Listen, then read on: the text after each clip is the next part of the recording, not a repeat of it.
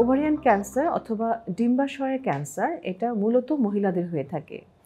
আমাদের মহিলাদের পেটের নিচের অংশে যেখানে বাচ্চা হওয়ার অর্গানগুলো থাকে, সেখানে একটা অংশ হচ্ছে ডিম্বাশয় বা ওভারি। তো সেই ওভারিতে যদি কখনো ক্যান্সার হয়, সেটা ওভারিয়ান ক্যান্সার বলে থাকি আমরা। ওভারিয়ান ক্যান্সারের অনেকগুলো ধরন থাকে, তবে মোস্টলি এটা ওভারির উপরের অংশে বা ওভারিটা কভার করে রাখে যে এপিথেলিয়ামটা আছে, এপিথেলিয়াম থেকে যে ধরনের ক্যান্সার হয়ে থাকে সেটাই বেশি হয়ে থাকে। লাইক 90%-এর মতো আমাদের এপিথেলিয়াল ক্যান্সারই ওভারিতে হয়ে থাকে। এটা আসলে বলা খুবই মুশকিল, কারণ ক্যান্সারের প্রকৃত ধারণাটা আমাদের এখনো জানা নেই। তবে কিছু কিছু আমরা রিস্ক ফ্যাক্টর খুঁজে পেয়েছি। তার মধ্যে একটা হচ্ছে যে বয়স বাড়ার সাথে সাথে এ ধরনের ক্যান্সার হওয়ার সম্ভাবনাটা বেড়ে যায়।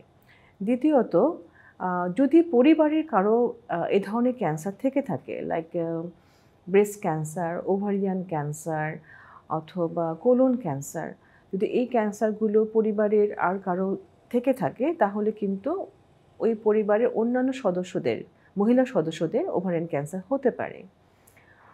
আরেকটা হচ্ছে, যদি কোনো রোগী অলরেডি ব্রেস্ট ক্যান্সারে আক্রান্ত আছে এবং তার কিন্তু ভবিষ্যতে ওভারিয়ান ক্যান্সার হওয়ার সম্ভাবনা থাকে। এছাড়া আমি বলবো যে যেই মহিলাদের কখনোই বাচ্চা হয়নি, দ্যাট ইজ নালিপ্যারাস মহিলা, তাদের ক্ষেত্রে ওভারিয়ান ক্যান্সার হওয়ার সম্ভাবনা থাকে।